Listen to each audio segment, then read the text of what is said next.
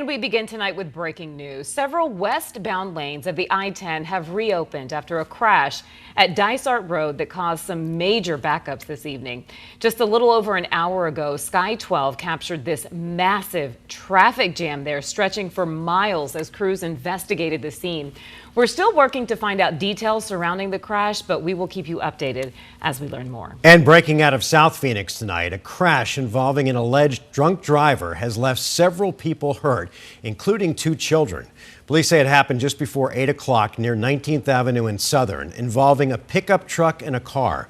3 adults were taken to the hospital and 2 children are being treated for serious injuries, but police say they are expected to be okay. Officers detained 1 person at the scene. Still no word on what charges they could face. Thanks, everyone, for joining us for 12 News at 10. I'm Kadiva Devine. Now, Mark Curtis, tonight a community remains on lockdown after the body of a missing 8-year-old girl was found this afternoon on the Navajo Nation. Malika Boone was reported missing yesterday, and tonight the FBI and Navajo authorities are actively investigating the child's disappearance and her death. She was last seen last night on Cedar Loop in the Coal Mine Canyon area east of Tuba City near Flagstaff. 12 News journalist Kyle Simchuk is in Coal Mine Canyon tonight with the latest. Well, this small Native community is under lockdown until further notice. We're about 4 hours northeast of Phoenix, and as we were driving into town, there was a checkpoint. They're checking to see who is coming and going, and they would not let us pass through.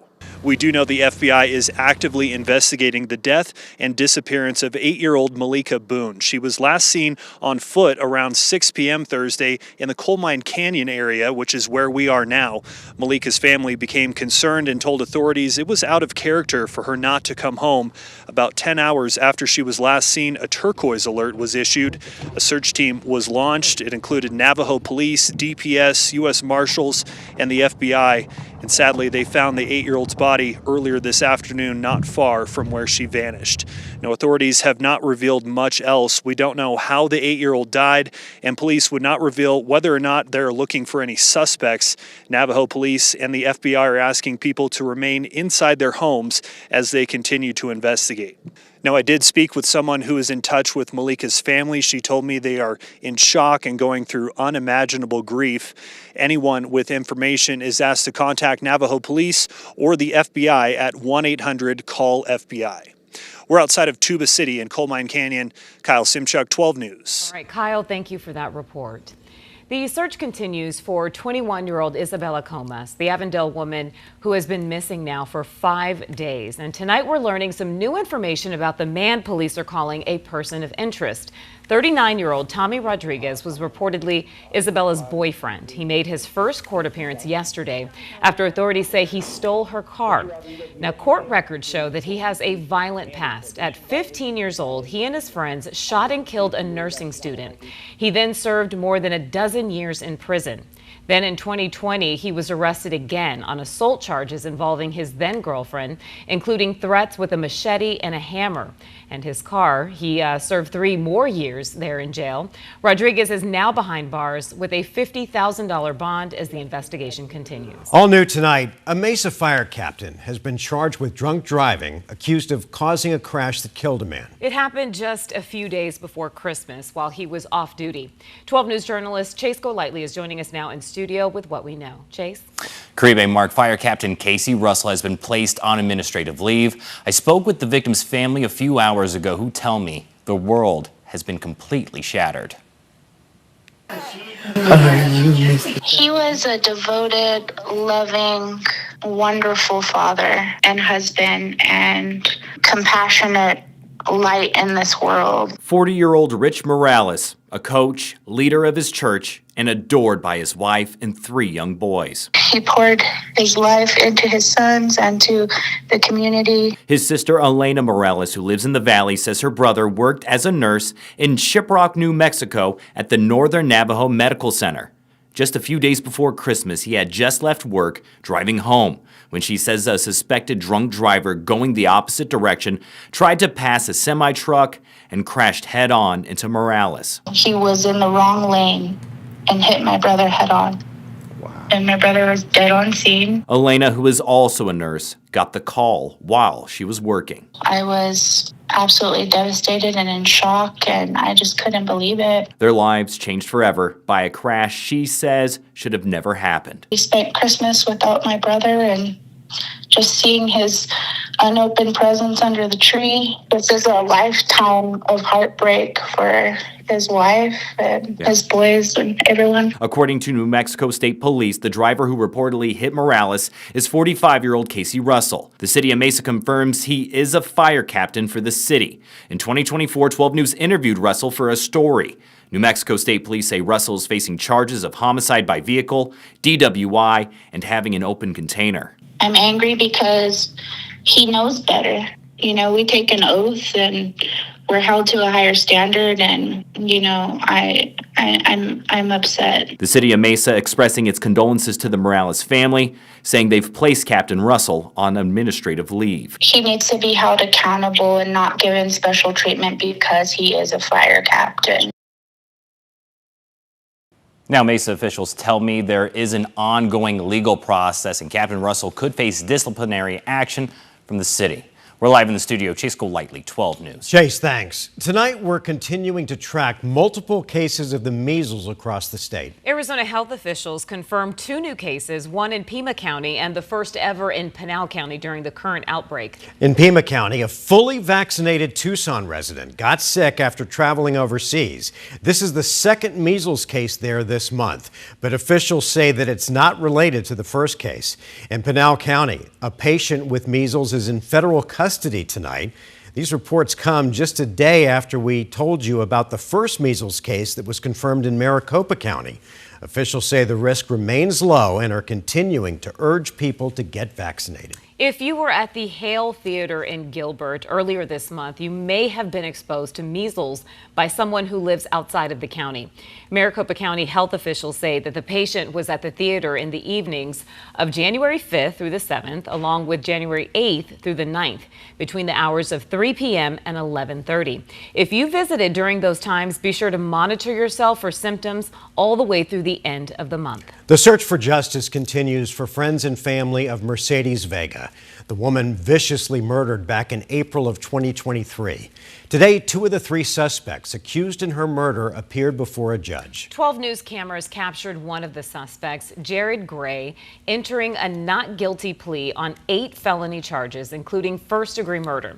Prosecutors say that he worked with 2 other men, Cujo Young and Sincere Hayes, to kidnap, murder, and torture Vega before leaving her body in a burning car along I-10 near Tonopah. Young faced a judge today for yet another hearing in 2 armed robbery cases, along with the murder case. For Vega's 3 friends, the court date after court date situation is a painful, emotional journey, and seeing 2 of the 3 people who allegedly took her life in person makes it even worse. I fully cried. Anytime I've seen any of the people responsible for doing this to her, I've just cried. It's so hard seeing these faces and knowing that not only were they responsible, but especially seeing Jared and Sincere, knowing that those are the last faces that she ever saw is such a surreal feeling. And just knowing that she was probably so scared and confused, and it's very painful. The Maricopa County Attorney's Office has filed their intent to seek the death penalty for Young and Hayes, as their cases have been charged for multiple years now. The family of Emily Pike announcing 2 locations that will serve as permanent memorials for the murdered teen. A tree is being planted along with a bench at Fitch Park in Mesa, and an ADOT highway memorial sign will be posted at mile marker 277 on the US 60. Emily was just 14 when she went missing from her group home almost a year ago. Her body was found dismembered along the highway just weeks after she disappeared. Her death has been ruled a homicide, but there are still no suspects. All right, let's shift gears and bring in meteorologist Lindsay Riley. And Linz, you can't complain about this weather at all. And it looks even better through the weekend. It sure does. We have been spoiled throughout the month of January, and we are going to continue with these highs in the 70s, lots of sunshine, and even the high country enjoying these above average temperatures as well. Here's how the Valley weekend forecast is panning out. Cool temps out the door early, so 6, 7, 8 a.m. We're starting off in the upper 40s both Saturday and Sunday. We'll be in the 50s through mid-morning, but highs by the mid-afternoon, 76 on Saturday, 76 degrees on Sunday. And just for perspective, average right now is 68. Now, the high country is also enjoying these above average temperatures, although tomorrow is going to be the cooler of the 2 days this weekend. For example, Flagstaff at 48 on Saturday, 55 on Sunday. We do add some clouds on Sunday. Tomorrow is also going to be on the breezy side. We can expect 25 to 35 mile per hour gusts for parts of the high country. Now, the Rock and Roll 5K is early tomorrow morning, and temperatures are going to be on the cool side in Tempe early in the day, down to 49 at 7 a.m. That'll be the coolest hour. And then temperatures rise from there, and by 10 a.m. we're up to 63. As we get to Sunday morning, that's when the 10K and the half marathon happen, and temperatures will be very similar to what you're seeing here. 40s around 7 a.m., 60s by the time we get to 10 a.m. Tomorrow across the valley, beautiful, basically a cloudless sky tomorrow. Temperatures running a solid 8 above average, mid to upper 70s all across the valley. Caribe.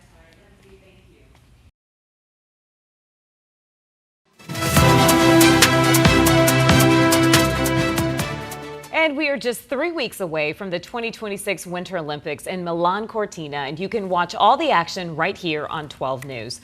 One of the competitors that you'll be watching is American speed skater Jordan Scholes. He knew from a young age that he was destined for the Olympics. That's what happens when you have a pond that you can skate on in your backyard. Before a race, you have the crowd screaming. But when you're racing, it's pretty much silent. You don't hear any of it. You're just so focused. There could be someone screaming in your ear right next to you, and you won't even hear it. Stoll's looking for a 6th World Championship gold. He's got it. It's a feeling like no other.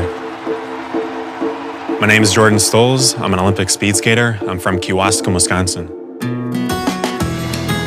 I'm 3 miles from Kewaskum. It means a lot, being the fact that I grew up there. It's nice to be able to have a kind of a smaller town to be in. I mean, I got a pond in the backyard. Just takes practice, Jordan. When I was younger, I always hoped that I would someday be in the Olympics, and that's something I'd always worked towards. Looking back on it now, all the work and hard effort was totally worth it. Walk me through kind of like what would be on your menu of races in Milan. So I'd be doing 500 meter, 1,000 meter, 1,500 meter. And I also might be doing mass start too.